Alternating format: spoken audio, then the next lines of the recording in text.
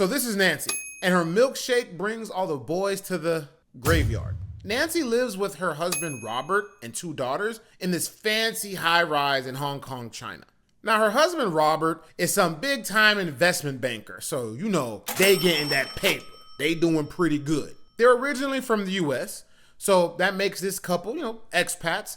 So from time to time, they like to go back home and visit. Now they're from a small town in Vermont. When visiting home, they also check on their main primary residence just to kind of make sure that everything's in working order. So if you remember, early in 2003, the SARS epidemic broke out in Hong Kong. So at the time, Nancy took the 2 daughters and went back to Vermont to kind of wait things out and, wait for that whole thing to kind of settle down a little bit. While there, Nancy discovers that the house needs some electrical work, and a lot of it actually. Turns out the entire home needs new wiring. So this repairman named Mike was sent out to do the job. Now y'all know where this is going. Of course, this man Mike can't just come and do the job and go. Mike and Nancy have to start flirting with each other. And yes, Mike knocks it down. They not smashing just once. This is a regular thing, but that's not even the worst of it. Nancy starts spending her husband's money on Michael.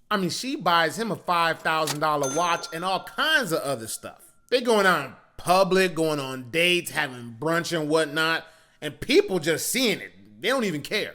This dude, Michael, is probably flexing on people. Like, man, look what this little chick bought me, man. She got me the little watch, you feel me? Like he's really flexing the stuff and showing off the stuff that Nancy's bought him. Now, Mike's older brother told him to leave the married woman alone, but I guess it got too good to old Mike and he couldn't help himself. Here's the thing though, they live in a small town. Nah, scratch that. It's a tiny town.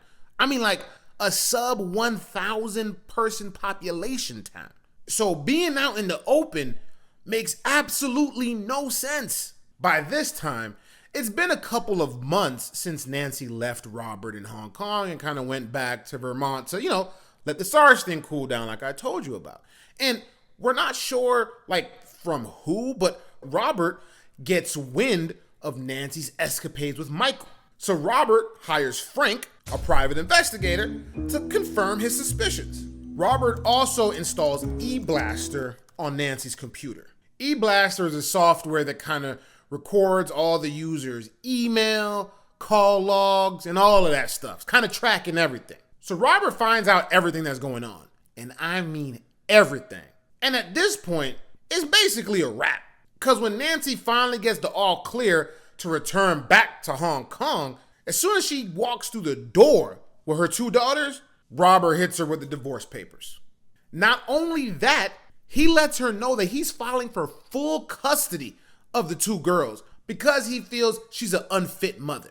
Tell me why. Nancy can't just accept this and fight him in court or whatever. She comes up with a murderous plan. So Nancy crushes up some sedatives and puts it in a milkshake. Robert actually drinks this milkshake, and in a few minutes, he's knocked out cold. Nancy makes plans for her daughters to leave the apartment during this time. Maybe it's for a play date.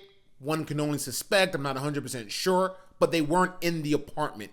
And once the girls are out of the apartment and Robert is knocked out, Nancy takes a heavy lamp and bludgeons Robert, unaliving him. Then she rolls him up in a rug and puts him in the storeroom of the apartment complex. It's not long before Robert's body is found and police immediately suspect Nancy. She's taken in for questioning and she turns out to be not convincing at all. So they end up charging her and she stays in jail until her trial date. In June of 2005, this story was all the rage in Hong Kong. The evidence against Nancy is overwhelming. Upon cross-examination, Nancy even admits to bludgeoning Robert, but claims it was only in self-defense. When asked to explain the 5 bludgeoning wounds on Robert's head, she claims she had memory loss. Nancy also admitted to sedating Robert, but says it was only to calm him down as he was violent and aggressive towards her and the children. Now, this is what she's claiming. Throughout the trial, she accuses Robert of doing drugs and committing these heinous crimes against her. I mean, she's basically painting herself out to be the victim. The Hong Kong jury wasn't buying it. The 7 jurors, composed of 5 men and 2 women, unanimously found her guilty, and she was sentenced to life in prison.